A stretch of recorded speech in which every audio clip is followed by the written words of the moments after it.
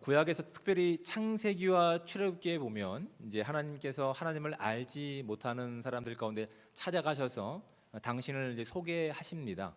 당신을 소개하시면서 이제 마치 관용어우처럼, 마치 수식어처럼 붙어 있는 표현이 어떤 표현이냐면 나는 아브라함과 이삭과 야곱의 하나님이다라고 하는 표현을 자주 사용하십니다.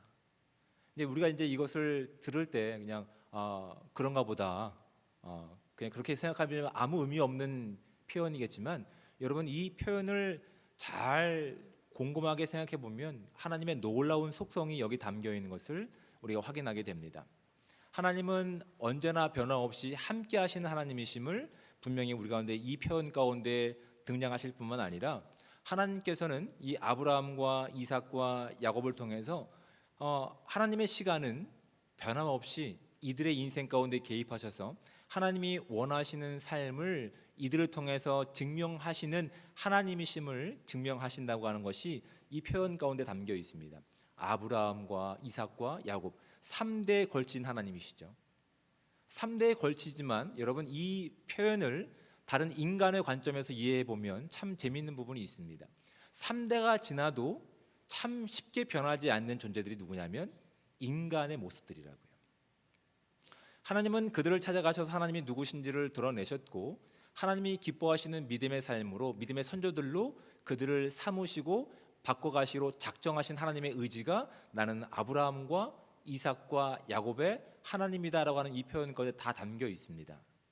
그럼에도 불구하고 그 하나님께서 원하시는 목적이 무엇인지, 그 부르심이 목적하는 부분이 무엇인지 알지 못하는 사람들은, 특별히 아브라함과 이삭과 야곱은 어디에 신경을 썼냐면 주변 환경에 신경을 썼습니다. 하나님께서 그들을 믿음의 조상들로 세워가시는 과정 가운데서 그들이 만난 환경들은 어떤 환경이었냐면 그냥 편안한 인생이 아니었습니다. 그냥 그 당시에 그 보편적으로 그냥 지역 사회가 완전히 전 지역 가운데 기근이 있을 정도로 심한 기근 가운데 있었을 때 그들을 불러내신 하나님께 하나님 못 살겠습니다 간구한 것도 아니라, 그들이 삶의 익숙한 방식을 가지고 어떻게 하냐면 하나님의 부르심을 떠나서 그들은 애굽에 내려가는 것을 주저하지 않았습니다. 그들이 바라봤던 환경들은, 그들이 바라봤던 목적들은 그들을 부르신 하나님이 부르심이 무엇인지가 아니라 주변 환경에 있는 것이었음을 분명히 성경은 우리 가운데 알게 하셨습니다. 그럼에도 불구하고 하나님께서는 그들을 어떤 반열 가운데 세우십니까?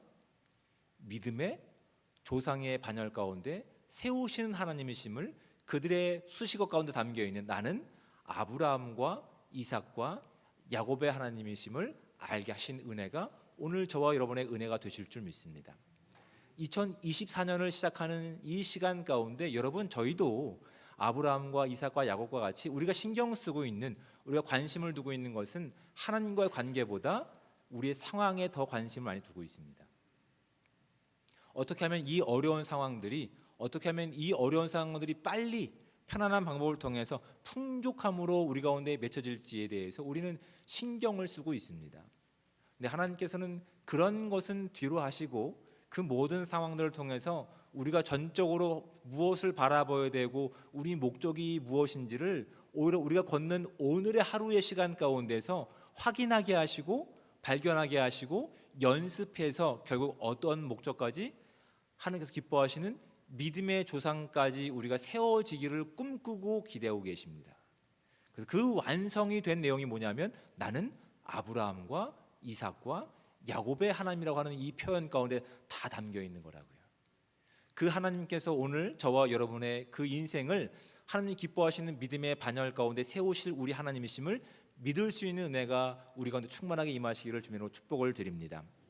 하나님은 그 목적을 가지고 그들을 불러내신 겁니다. 그냥 믿음의 조상 아브라함의 후손 아들이 이삭이니까 너는 괜찮아, 너의 아버지가 그 일들을 했으니까 괜찮은 믿음을 가지고 있으니까 그 문제를 그냥 건너뛰지 않으셨어요. 아버지 아브라함이 경험했던 그 문제가 누구에게도 동일하게 나타났냐면 아들 이삭에게도 동일하게 나타났습니다. 먹고 사는 문제를 가지고 그것이 가장 우선적인 문제였기 때문에 하나님이 그를 부르신 목적이 무엇인지보다 그것이 우선됐기 때문에 애굽에 내려가는 것을 주저하지 않았습니다. 또한 애굽에서 손해보지 않는 일을 위해서 하나님께서 기뻐하지 않은 일을, 그 약속을 훼손시키는 일 가운데 자기의 아내를 그렇게 누이로 거짓말했던 인생들이 아브라함에게도 있었고 아들 이삭에게도 있었다고요. 또 형태는 다르지만 야곱에게도 무시 못할 일들이 있었다고요. 근데 하나님께서는 놀랍게도 그들의 인생 가운데 개입하셔서 그들이 바라보는 관점에서 이젠 하나님의 믿음의 관점으로 바꿔가시는 그 내용들을 포기하지 않고 일하시는 하나님이세요. 그래서 아브라함 때도 동일하게 일하셨던 하나님께서 이삭의 때에도 동일하게 일하셨고 야곱의 때에도 동일하게 일하셨고 오늘날 저와 여러분의 인생 가운데도 동일하게 일하시는 우리 하나님이시라고요. 그래서 우리가 여전히 우리의 현실과 우리의 주어진 상황 가운데 내 기준으로 바라보는 이 현실 가운데서 오히려 하나님께서는 우리 가운데 온전한 눈을 뜨게 하셔서 믿음의 온전한 것들을 훈련하게 하시고 연습하게 하시고 하나님이 기뻐하시는 수준까지 우리가 완성해 가시기를 지금 기대하고 계시는 거예요. 그 관점을 가지고 오늘 말씀을 좀 보면 참 재밌는 부분들이 있습니다. 오늘 말씀에 보면 이 디모데 후서는 디모데에게 보내는 두 번째 편지입니다. 저자는 사도 바울입니다. 그리고 영적으로 낳은 아들인 디모데에게 이 편지를 쓰고 있는데 이 편지를 쓰고 있는 장소가 이제 로마 감옥입니다. 그냥 연금 가택이라고 하는 그냥 주택을 대여해서 거기서 사용하고 있는 것이 아니라 여기는 말 그대로 지하 감옥입니다. 형편이 더 나빠진 겁니다. 그리고 이 지하 감옥에 갇혀 있는 사도 바울의 형편은 이제 복음 때문에 죽을 날이 곧 다가오는 그 시점 가운데 있는 겁니다. 여러분 사도 바울이라고 하는 인물을 우리가 어떻게 기억하고 있습니까? 그의 손수건만 갖다 대어도 하나님의 능력이 나타날 정도로 그에게는 하나님의 놀라운 은혜가 함께 있던 인생이라고요. 그렇죠? 그런데 그가 하나님의 주권 가운데 하나님의 사도로서 부르심을 받은 그 모든 시간 가운데 그도 어떤 인생이었냐면 그도 자기 상황과 자기 주도권 가운데서 세상을 바라보며 하나님의 뜻을 이해했던 수준의 인생으로 살아왔던 인생이었다고. 그런데 하나님이 함께 하시는 시간 가운데 그의 믿음의 방향이 믿음의 목적이 하나님의 것으로 바뀌어가는 시간 가운데 있는 거예요. 아브라함이 변하기 전에 이삭이 변하기 전에 그들이 목적했던 것은 무엇입니까? 하나님 이 어려운 상황에서 속히 우리를 구원해 주십시오. 하나님 이 어려운 상황 가운데서 우리가 편안한 길이 우리 가운데 주어질 수 있도록 하나님 함께 해 달라고 간구했을 겁니다. 하나님 가난한 것 때문에 하나님을 떠나지 않을 수 있도록 풍족한 은혜를 우리 가운데 허락해 달라고 간구했던 인생이 이 모든 인생 가운데 대표했던 그들의 인생이었다고요. 그리고 지금 충분히 사도 바울도 그 상황 가운데서 그것을 구할 수 있는 마음의 기도와 생각으로 가득 차 있어야 될 상황 가운데 있다고요. 그런데 그가 지금 영적인 아들 가운데 간구하는 내용이 참 흥미롭습니다. 3절 말씀입니다. 내가 밤낮 간구하는 가운데 쉬지 않고 너를 생각한다라고 되어 있습니다. 그러니까 첫 번째 생각하고 있는 것은 무엇이냐면 밤낮 하나님께 기도하는 가운데 쉬지 않고 나의 형편이 나아질 것을 생각하는 것이 아니라고요. 다음 세대, 나는 이제 믿음의 이 마지막 곧 결승골이 얼마 남지 않았어. 근데 너는 이제 그 시작하고 있는 너를 내가 계속해서 끊임없이 생각하고 있다라고 지금 사도 바울은 그의 서신서 가운데 담고 있는 내용이에요. 우리가 생각하고 있는 것들, 우리가 목적하고 있는 것들은 하나님 어떻게 하면 이 어려운 상황에서 빨리 이 문제가 해결될까요? 어떻게 하면 편안한 길로 우리가 인도함을 받을까요? 어떻게 하면 풍족한 인생으로 나아갈까요? 간구할 수 있는 그 상황 가운데서, 아니 그것을 간구해도 사실은 괜찮은 상황 가운데 있는 사도 바울의 모습이었어요. 그런데 그의 기도 가운데 그의 기도를 채우고 있는 내용들은 그의 기도를 채우고 있는 생각들은 그런 자신의 주관적인 내용이 아니었어요. 자신의 상황 가운데 있는 내용이 아니었어요. 오히려 하나님의 복음과 그 내용을 살아가야 되는 다음 세대인 디모데를 향한 생각들이, 그 마음들이 그 인생 가운데 가득 채우고 있는 것들이에요. 또한 두 번째는 어떤 생각들을 채우고 있냐면 4절 말씀입니다. 너의 눈물을 생각하여 너 보기를 원하면 내 기쁨이 가득하게 함이라라고, 너의 눈물을 생각하고 있다라고 얘기하고 있는 거예요. 지금 자신의 영적인 아들 디모데는 에베소 교회에서 지금 목회하고 있습니다. 에베소 교회라고 하는 교회는 이단의 공격들이 늘 끊임없는 교회였어요. 그리고 디모데의 연륜, 나이가 어린 것 때문에 늘 공격받는 어떠한 그런 내용들 가운데 위축될 수밖에 없는 상황 가운데 있다고요. 아들 디모데는 하나님께서 주신 그 복음에 대한 열정을 가지고 아름다운 교회를 세워가기 위해서 애쓰고 헌신하고 있지만 삶 가운데 좀처럼 어떤 결과들이 열매 맺지 않고 있는 상황 가운데 있다고요. 사도 바울은 영적인 아버지로서 그 눈물을 기억하고 있는 거예요. 이 눈물은 어떤 눈물일까요? 하나님, 저를 왜 이곳에 부르셨습니까? 이런 회한의 눈물일까요? 아니요. 하나님, 이곳 가운데 하나님의 복음이 선포되기 원합니다. 그 간절한 마음이 흘러나오는 눈물이라고요. 사도 바울은 그것을 기억하고 있는 거예요. 그의 기도를 기억하고 있는 거예요. 그래서 5절 말씀에 보면 세 번째 이것을 기억합니다. 이는 내 속에 거짓이 없는 믿음이 있음을이라고.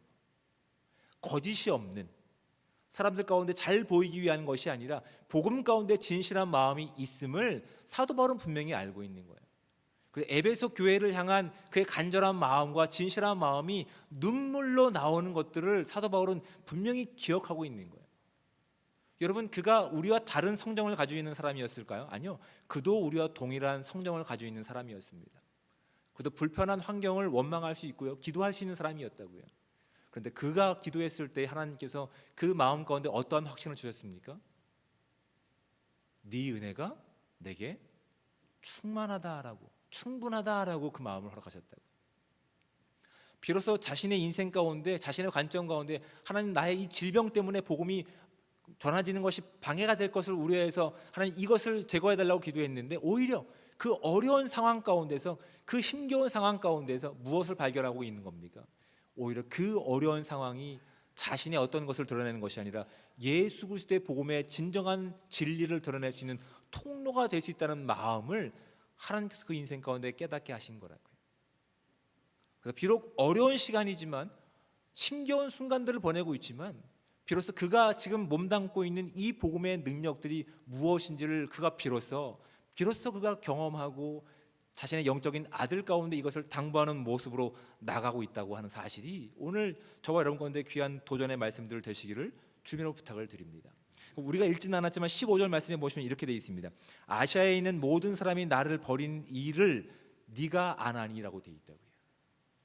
여러분, 복음을 전하는 일 가운데 평생 매진해온 사도 바울입니다. 하지만 복음 때문에 어떠한 능력도 나타나지 않고, 복음 때문에 오히려 갇힌 자가 되었고, 복음 때문에 이제 죽을 날을 기다리고 있는 그 사도 바울의 모습을 보면서 주변에 어떤 일이 일어났다고요? 많은 사람들이 그를 떠났다라고 하는 시간 가운데 있다고요. 사도 바울은 그를 걱정하는 것이 아닙니다. 자신에게 주어진 환경과 자신에게 주어진 어떠한 잘못된 오해와 이해를 걱정하지 않았다고요. 오히려 자신이 걷고 있는 이 복음의 능력과 내용들을 그는 걱정하고 있는 거예요. 여러분, 오늘 우리가 2024년을 시작하면서 우리는 구역장 강사 파송 예배를 함께 드리고 있습니다. 여러분, 이 복된 복음을 전하는 일 가운데 우리가 원하는 시간과 방식으로 우리가 쉽게 이것이 바뀌지 않는 현실 가운데 있을 때, 오히려 사도 바울이 영적인 아들 디모데에게 권면했던 이 권면이 저와 여러분 가운데 귀한 권면의 내용들 되시고 복음의 내용들 되시기를 주님으로 축복을 드립니다. 환경은 쉽게 바뀌지 않습니다. 우리가 원하는 방식 가운데 쉽게 그 편안한 길이 보장되지 않습니다. 하지만 여러분, 놀랍게도 영적인 아들 디모데에겐 누가 있습니까? 영적인 아비 바울이 있는 겁니다. 그가 잘 먹고 잘 살아서가 아니라 같은 고난의 길을 걷고 있지만, 같은 고난의 길 가운데 누가 함께 하시기 때문에? 그 길을 허락하신 예수 그리스도가 함께 하시기 때문에 그들은 그 가운데서 넘어지거나 위축되거나 새로운 복음이라든지 새로운 능력과 은사를 구하지 않는 겁니다. 여러분, 그 말씀을 가지고 6절 말씀을 볼까요? 그러므로 내가 나의 안수함으로 내 속에 있는 하나님의 은사를 다시 부릴 듯 하게 하기 위하여 너로 생각하게 하노라. 또 한번 생각하는 것이 무엇입니까?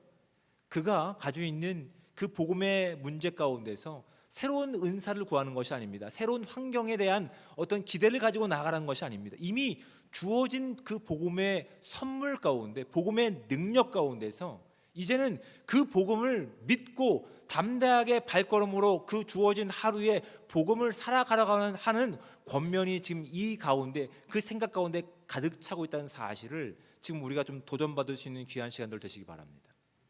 새로운 무엇을 구하는 것이 아니라 이미 우리 가운데 허락된 놀라운 하나님의 은혜를 가지고 그것이 오히려 더 큰 능력과 은혜로 힘을 발휘할 수 있도록 오늘 주어진 하루 변하지 않는, 쉽지 않은 이 시간 가운데 우리 가운데 있는 이 믿음을 가지고 담대하게 이 믿음을 살아가려는 당부와 선포가 이 마음 가운데 있는 거라고요. 근데 여러분, 이들이 지금 이 복음 가운데 끈끈하게 하나가 됐다고 하는 것이 저와 여러분의 귀한 귀감의 목적과 도전의 목적이 되시기 원합니다. 여러분, 우리가 신앙생활하면서 이런 말들은 하지 않기 원합니다. 야, 신앙생활 참 외로운 거야. 그러면 우리는 지금 이 말씀을 이해 못하는 겁니다. 오히려 사도 바울의 인생 가운데 이 죽음이 곧 눈앞에 닥치고 있는 상황 가운데서 그는 자신의 환경을 바꾸기 위해서 애쓰거나 생각하지 않았습니다. 복음 가운데 하나 된 공동체를 생각하고 있습니다. 복음에 하나 된 영적인 자녀를 생각하고 있는 겁니다. 여러분, 우리가 구역장과 강사, 가장 이것이 교회 안에서 작은 교회의 모습입니다. 구역장을 우리가 세워놓고 강사를 세워놓고 이제 마음대로 하십시오. 이제 그 신경기를 너도 한번 당해 보십시오라고 마음 가운데 생각하시고 고소하게 생각하시는 분이 계십니까? 회개할 수 있는 은혜가 이 시간 저와 여러분 가운데 충만하게 임하시기 원합니다. 신앙생활은 그렇게 하는 건 아닙니다.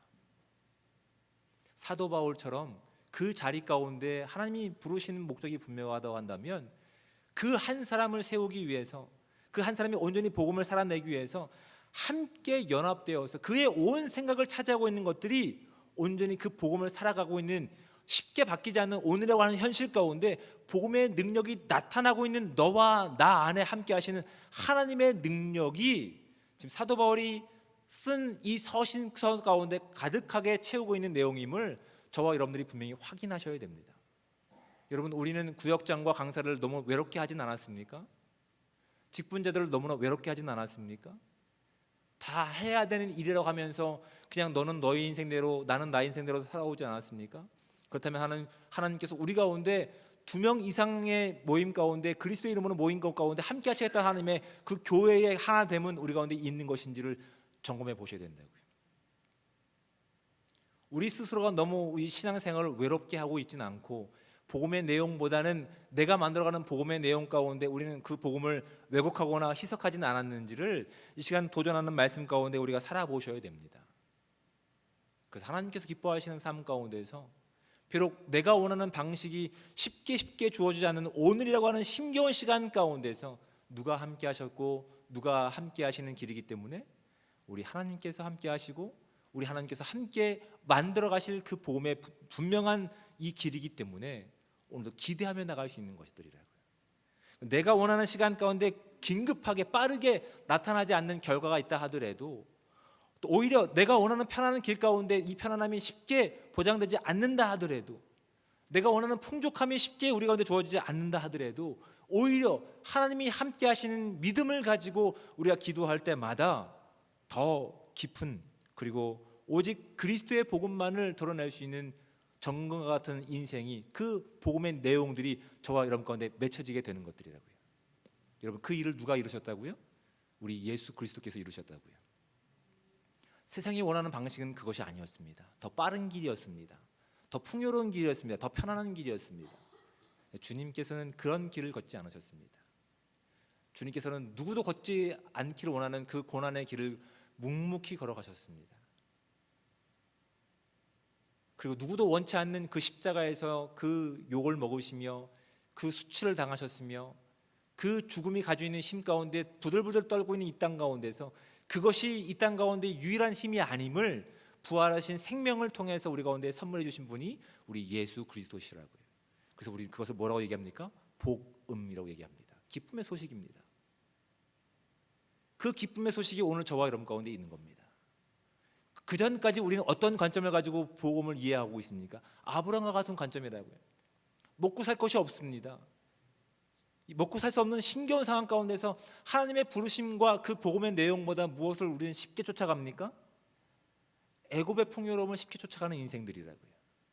근데 하나님께서 어떻게 바꾸십니까? 그런 인생 가운데서, 그런 없어질 잠깐의 즐거움 가운데서 우리를 방치하지 않기 원하시는 하나님의 놀라운 주권이 아브라함과 이삭과 야곱의 하나님이라고 하는 이 명칭 가운데 담겨 있는 것이라고요. 여러분, 우리의 시간으로 봤을 땐 참 변하지 않는 힘겨운 인생을 걷고 있지만 여러분, 이 시간 누가 함께하고 계십니까? 하나님이 함께하고 계심을 잊지 않는 저와 여러분들 되시길 축복합니다. 그리고 적어도 주님의 이름으로 2명 이상 모인 곳에 누가 함께 하시겠다고 약속하셨습니까? 우리 주님께서 함께 하시겠다고 약속하셨습니다. 그러니 여러분, 이 길이 외로운 길이 될 수 없습니다. 이 길이 개별적으로 너는 너대로 살고 나는 나대로 살 수 없는 인생이 될 수 없음을 성경은 우리 가운데 분명히 말씀하고 있습니다. 그래서 2024년의 첫 주일을 우리 이렇게 파송 예배로 드리기 원하는 겁니다. 더 이상 우리에게 맡겨주신 이 거룩한 일을 외로운 인생 가운데서, 그렇게 하나님의 복음과 상관없는 인생 가운데서 우리가 살지를 않기를 원합니다. 주어진 이 하루의 시간 가운데 믿음으로 우리가 감당을 할 때, 우리가 주어진 이 시간들을 회피하지 않을 때, 우리가 함께 그리스도의 복음을 함께 진행해 갈 때, 하나님께서 우리 가운데 꿈꾸시는 아름다운 복음의 능력들이 적어도 창원제일교회를 통해서, 이 창원제일교회 안에 있는 작은 교회인 구역들을 통해서 열심히 훈련하고 결실 맺고 하나님의 영광에 드러날 수 있는 복되고 귀한 삶이 저와 여러분께 충만하게 임하시기를 우리 주님으로 축복을 드립니다. 그것을 결단할 수 있는 이 시간을 통해서 하나님의 영광이 2024년 가운데 가득 채워질 수 있는 은혜의 시간들 되시기를 주님으로 부탁을 드립니다. 기도하겠습니다.